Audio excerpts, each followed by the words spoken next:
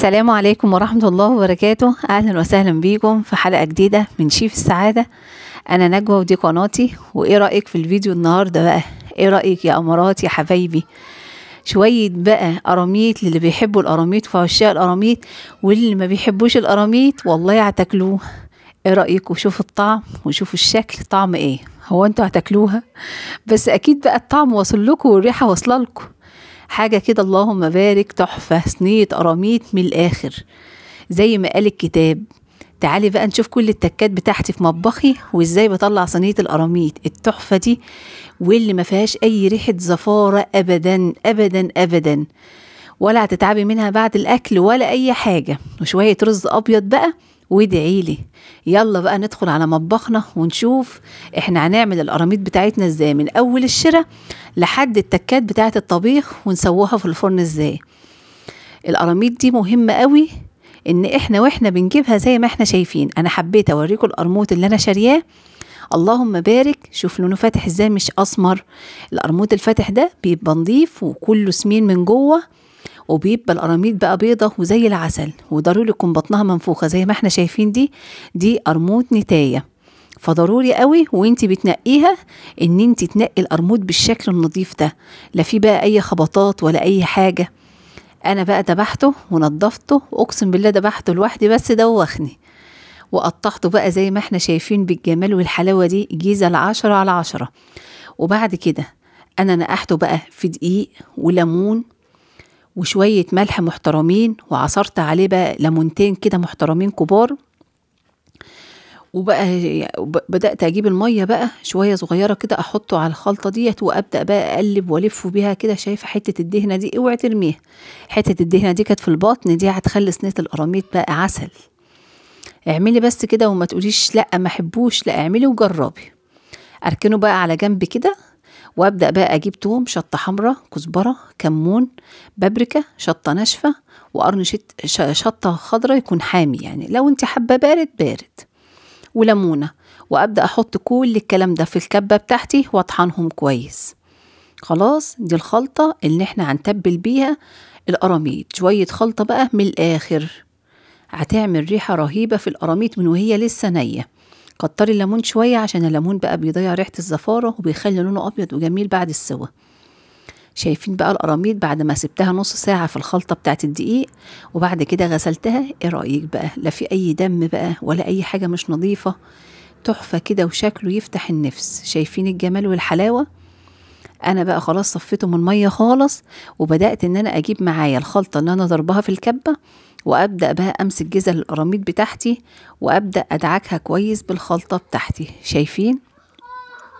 شايفين انا بدعك كل اللحم بتاع القرموط من جنبين، مش بخلي اي مكان من اللحم ما فيهوش التتبيله دي، لان التتبيله دي هتتركم فيه، وهتلحم القرموط بقى يشرب من طعم التتبيله دي، ومش عايزه اقول لك بقى هيروح في حته تانية خالص. من اول قطعه لحمه لاخر قطعه لحمه هتلاقي الطعم والتتبيله موجوده فيه. وبالذات ان ده قرموط كبير، يعني اللهم بارك القرموط ده حوالي 4 كيلو، فبسم الله ما شاء الله حجمه كبير. هو 4/4، يعني انا جايباه 4/4، فحجمه كبير، فلازم بقى يتبل كويس ويتخدم كويس عشان اللحم من جوه يبقى مظبوط و10/10. انا بحب طبعا اقطع الجزل تخينه عشان تستحمل معايا السوا ودخول الفرن، ما بحبهاش تكون رفيعه بقى وتتهرى في الصلصه بتاعتي.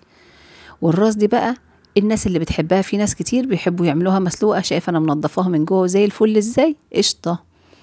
في ناس بيحبوا يعملوها مسلوقه بشوربه وبصل، بس انا بصراحه ما احبهاش كده. انا بحب احطها في الصينيه مع الجزل بتاعتي وباكلها مع الجزل، مش بحب ابدا ان انا اكلها مسلوقه خالص. انا بقى تبلتها وابدا اركنه على جنب ساعه. بقى اركنيه ساعه، كل ما تركنيه اكتر كل ما يكون افضل. اركنيه لحد ما يشرب التحتيقه دي كده، وكل اللحم يشرب كل التتبيله اللي احنا حطيناها. انا عايزه الطعم كده يبقى موجود في كل اجزاء الجزل بتاعتي. وبعد كده بقى ابدا اجيب على النار حله، احط طاسه معلش، ابدا احط فيها زيت سخن، وابدا بقى اجيب القراميط بتاعتي احطها في الدقيق، تعفيره دقيق بسيطه كده، وابدا اشوح. انا بقى اكنك بتحمري سمك، يعني شوف انت بتحمريه ازاي. انا مش بدي لون اصفر وخلاص، لا انا بحمر تحميره محترمه. التحميره دي مهمه قوي بقى يا جماعه. الناس اللي بتحمروا ابيض كده وتطلعوا، ده بيجي يفك منك في الصينيه. وتلاقيه مهري كده ومش ماسكه نفسها كده، والجزله مش ماسكه نفسها. لا، الحركه دي بتخلي القراميط بتاعتك في الصينيه تبقى القطعه بقطعتها. شايفه المنظر تحفه، يعني انت تاكليه بقى كده خلاص بقى، انت كده مش محتاجه تحطيه في صينيه، بصراحه شكله تحفه. بس طبعا هو لسه ني، انا يا دوبك حمرته من بره بس، كفر خارجي بس. ابدا بقى بعد كده الخلطه بتاعتي. انا بجيب صينيه احط فيها شويه زيت محترمين، وبصلايه كبيره او بصلتين كبار مفرومين في الكبه، انا عايزاها فرم خشن مش ناعم. وحته الدهنه بقى اللي كانت في بطن القرموط دي اللي انا متبلاها بالتتبيله، هاتيها اوعي ترميها، دي بقى تحفه. ابدا احطها مع البصله بتاعتي واقلب تقلبتين كده في البصلايه دي. وبعد كده اول ما لونها يصفر زي ما احنا شايفين اللون الذهبي الجميل ده، انزل بقرن الشطه الاخضر سواء بارد سواء حامي على حسب اختيارك. ابدا احطه على البصلايه بتاعتي ومعايا هنا معلقتين كبار توم يكون مفروم. ابدا احطها على البصلايه والشطه، وادوبك كده تشويحه بسيطه كده، يا دوبك انا بطلع ريحه البصل كده، البصل مع التومه مع قرن الشطه، مش عبالغ يعني عشان التومه بتاعتي ما تمررش. معايا صلصه انا لسه دلوقتي ضرباها ومسبكاها لوحدها، ابدا بقى ان انا احطها على الخلطه بتاعتي القمر دي. انا برضو في الصلصه التسبيكه بتاعت القراميط مش بحب اضرب الطماطم واحطها تتسبك مع البصله، لان البصله بتنهري، لان الصينيه ما بتاخدش كتير في الفرن. فانا بحب اسبك الطماطم بره كده لوحدها، وبعد كده يا دوبك اضيفها مع البصل وقرن الشطه بقى ومع التوم، يا دوبك كده تاخد شقشقه كده ايه لوحدها. معلقه شطه حمراء برضو ايه اختياري، بس بتخلي صينيه القراميط فظيعه. شويه الكزبره بقى، شويه الفلفل، شويه الكمون، وشويه الملح. اكتر من كده ما تحطيش. احنا طبعا حاطين بابريكا، دي مهمه انا نسيت اقول لكم عليها. البابريكا حطيها مع الكمون والكزبره والفلفل الاسمر والملح في الصلصه، هتطلع بقى يا جماعه ريحه واللهم بارك. اول بقى ما تتسبك كده واحسها بقى فصلت كده، ابدا اجيب جزل القراميط بتاعتي وارصها بقى في الصلصه في الصينيه جنب بعضها، وكل قطعه بحطها باخد معلقه من الصلصه واغطي بيها القراميط. انا عايزه بقى الصلصه دي الطعم بتاعها يوصل لكل قطعه في اللحم بتاعي، لان لو حطيتها كده البصل الجزله بتاعت القراميط من فوق الصلصه مش هتبقى واصله لها. انا عايزه كده ايه اخد من الصلصه كده واشرب اللحم بتاعي يتسبك فيه زي ما احنا شايفين. اللهم بارك المنظر كده وهو ناي يا جماعه، خطير خطير خطير، صدقيني هتدعيلي. وشويه ميه تكون مغليه، مهم انها تكون مغليه. ابدا اضيف شويه صغيرين مش كتير، لان هي هتنزل ميه عشان فيها خضار كتير، فانا مش عايزه ميه كتير. انا يا دوبك زي المقدار اللي انت شفتيه كده، اسيبها تغلي كده غلوتين على النار. وبعد كده الفرن بتاعي يكون سخن، ادخلها الفرن بقى تاخد وتدي مع بعضها كده. انا بغطيها في البدايه اول ما تدخل الفرن، وبعد كده بكشفها وعشان اتاكد ان القراميط استوت، واسيبها بقى في الفرن لما تاخد لون ذهبي تحفه من فوق ومن تحت. وسيبيها براحتها، حاولي ان انت تهدي الفرن عليها عشان تتسبك مظبوط. بس ضروري قبل ما تدخل الفرن بعد الغلوتين اللي خدتهم على النار، رشة الخضرة ضروري ان انت تحطيها، رشة خضرة كده محترمة، عشان دي بتديها طعم حلو قوي، وبتساعد ان الريحة ما تبقاش موجودة في القراميط.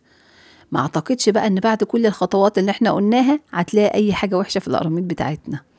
خلاص شايفة القراميط اتسبكت كده. انا عايزاها بقى تاخد ايه طشه كده محترمه قبل ما ادخلها الفرن. هي كده خدت غلوتين على النار كده تسبيكه خفيفه، لان طبيعي الصلصه بتاعتي متسبكه بس لسه ما دخلتش الفرن.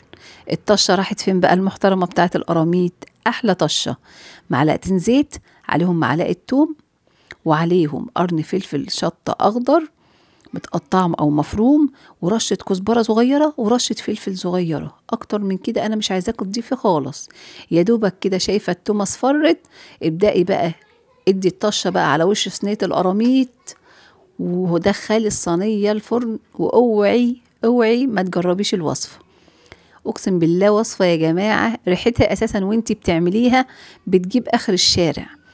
انسي بقى ان انت تلاقي ريحه زفاره بقى في حنفيتك وانت ماسكه الحنفيه بعد القراميط، انسي ان انت تقرفي وانت بتاكليها، انسي ان انت تلاقي ريحه البيت مش كويسه او مواعينك مش كويسه بعد القراميط دي. حاجه كده يا جماعه، يعني شايفين الشكل بيدل على الجمال.